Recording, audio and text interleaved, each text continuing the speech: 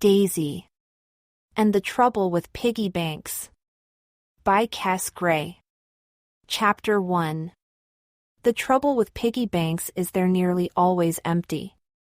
Plus, whenever there is anything inside them, it's never enough to buy the things you really want. If piggy banks were full when people gave them to you, you could just open them up, take the money out, and buy all the important things you need to buy, like really squirty things. Trouble is, piggy banks aren't full of money when you get them. They are empty. They are full of a big fat nothingness that you can't spend on squirty things or things that don't even squirt. Or light up. Or make really cool noises. Which isn't my fault. My mom says I was about a year old when I got my piggy bank from my nanny and grampy for Christmas. I didn't ask for a piggy bank, they just gave it to me. It's been empty ever since. There have been times when I put a little bit of money in. But the trouble with putting money in a piggy bank is, as soon as you put it in, you want to get it out. Because as soon as you hear your money land inside the piggy's tummy, you realize you suddenly need it again. The trouble with suddenly needing your money again is piggy banks are too easy to open. Because all you have to do is turn them upside down, pull the little round stopper out of their tummy and shake the money out through the hole. Which makes it really easy to spend and really difficult to save. If you ask me, piggy banks shouldn't have little round stoppers in their tummies. If they didn't, it would be much better for saving actual money in. Trouble is, they do. So I don't save. Because my piggy bank won't let me save. Which isn't my fault either. Chapter 2. Have you ever seen something that you really, really want but can't have, because you haven't got any money to buy it with? It happens to me all the time.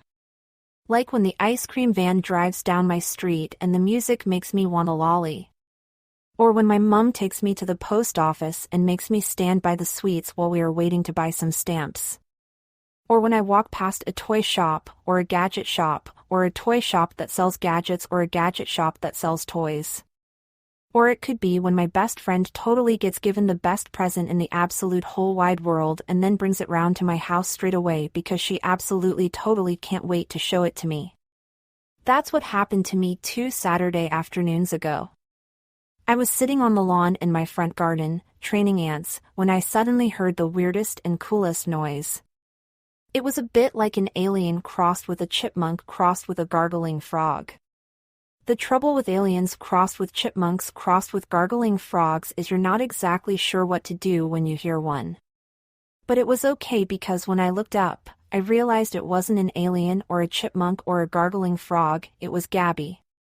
She had come round to play with me, wait for it, on a brand new micro scooter, double wait for it, that didn't just do alien chipmunk gargling frog noises while it was scooting, triple wait for it. It flashed all over like a Christmas tree, and, fourple wait for it, squirted actual water just like a water pistol as well. I didn't know about the squirting water bit until I ran over to my front gate for a closer look. That's when Gabby got me all down my front. Surrender or drown, she laughed, pointing her handlebars at me, pushing the squirter button and then chasing me down my garden path. Her brand new micro scooter was awesome. In fact, it was better than awesome. It was immense. Immense is everyone's new word at school. You should use it as well. My dad bought it for me, said Gabby. Isn't it immense? Gabby goes to the same school as me. He got a promotion at work and he bought it for me as a present because now he earns more money. And he gets a new car. I'd seen microscooters before. In fact, microscooters have been around for ages where I live. But I'd never seen one like this. Gabby said it was the future of microscooters, which meant it was the very latest type of microscooter money could buy. It had 3 buttons you could push. The first one did the lights. The second one did the sounds. And the third one did the squirts. The trouble with seeing your best friend on an immense squirting microscooter is it makes you absolutely desperate to have an immense squirting microscooter of your very own.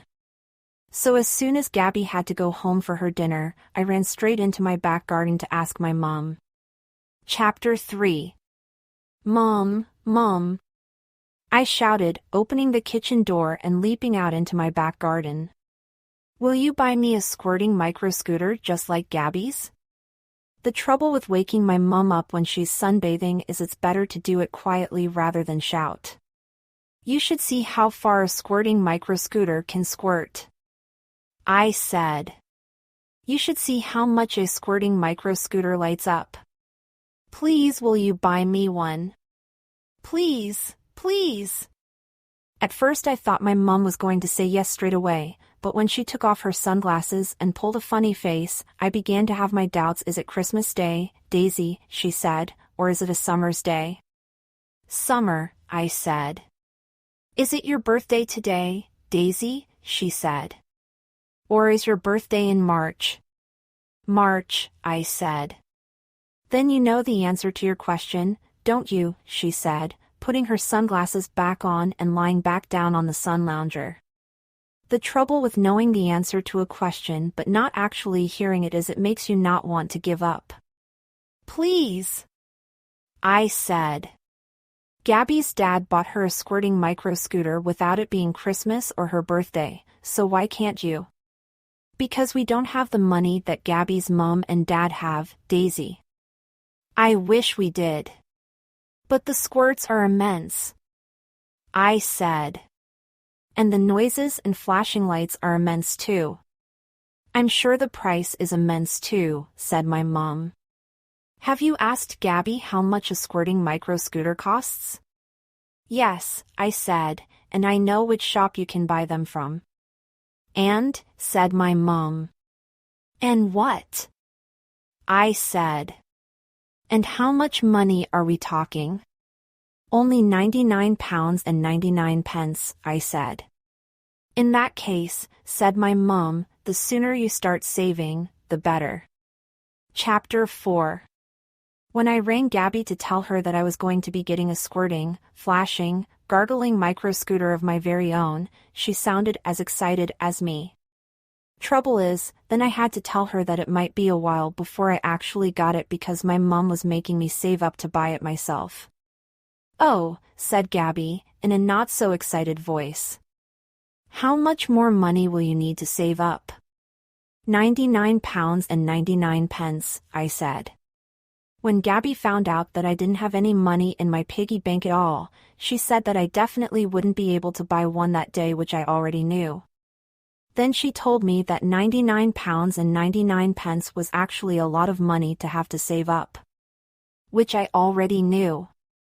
Then she told me that £99 and 99 pence was almost £100. Which I already knew. Then she told me it was only a penny less than £100. Which I already knew. Then she told me it was 9,999 pennies, if you said it in pennies and not pounds. Which I didn't know, but didn't want to know either because now it sounded like I had even more money to save up. How much pocket money does your mom give you every week? Asked Gabby. 50p, I said. But I've already spent it. Have you got any rich relatives? Asked Gabby. I've got a nanny and grampy, I said, but they bought me a piggy bank with no money in it, so I guess they must be poor. In that case, said Gabby, there's only one thing you can do. What's that?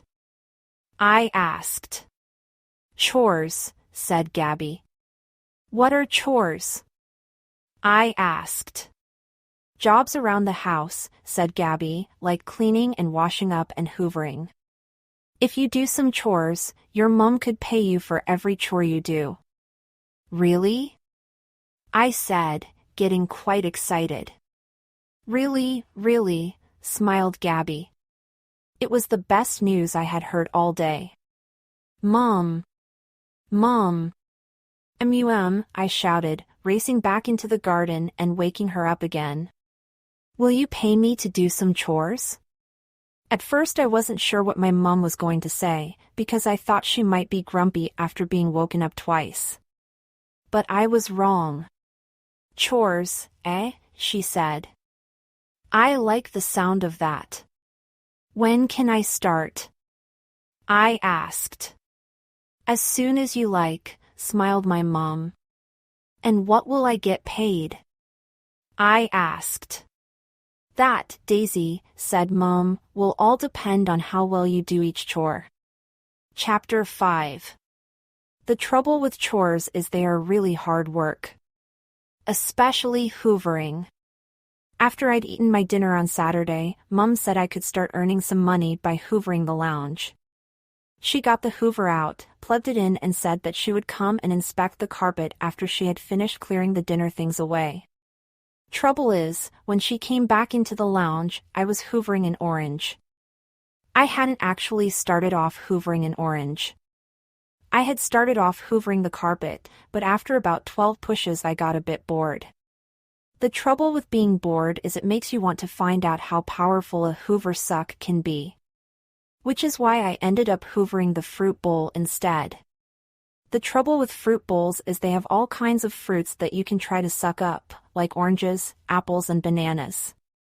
I was a bit worried that a banana might go all the way up the hoover pipe, so I decided to try an orange first, because oranges are fatter. And guess what? It worked! The hoover pipe didn't just stick to the orange, it actually picked the orange up. I could pick up an actual orange with my actual hoover pipe, wave it around and everything.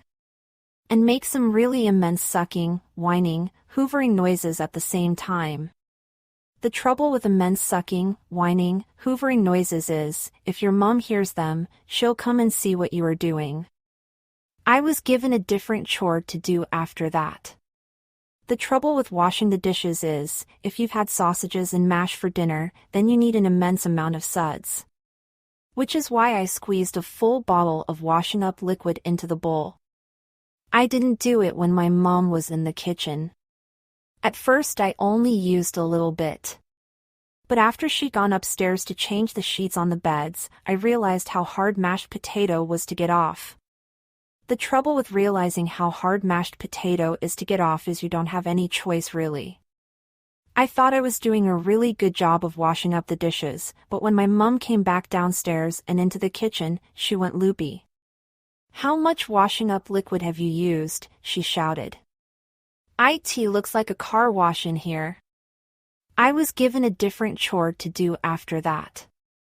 The trouble with car washing is ours is a really old car. So however much you wash it, it still looks rusty and old.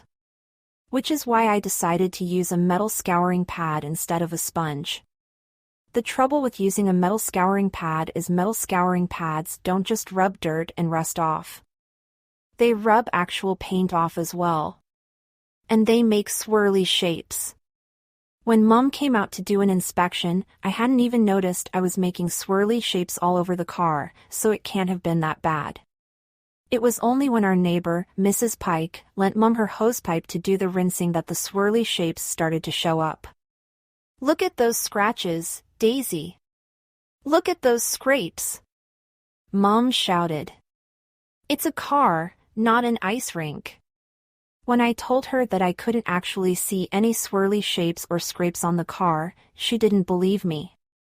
Then, when I asked her how much I was going to get paid, she went the color of tomato sauce.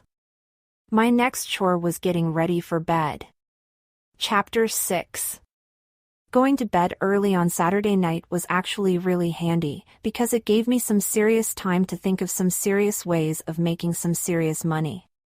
Once I put my pajamas on and got into bed, I began to have loads of money-making ideas. Trouble is, I wasn't sure if any of them would work. The trouble with opening a zoo is, if you're going to charge people to come in to look at animals, you really need to have lots of animals for them to look at. I could only think of 2 animals: Mrs. Pike's cat, Tiptoes, and my friend Dylan's snake, Shooter. Plus I wasn't very sure if Mrs. Pike and Dylan would even lend them to me. The trouble with starting a pet hairdresser's is I'm only allowed to cut things with the red scissors. Plus I'm not sure my mom would let me use the Hoover again, which means I wouldn't have anything to suck all the pet hairs up after I'd cut them, even if I got the red scissors to actually cut. The trouble with becoming a gold miner is there aren't any gold mines in my street. The trouble with winning the lottery is my mom always buys the wrong tickets.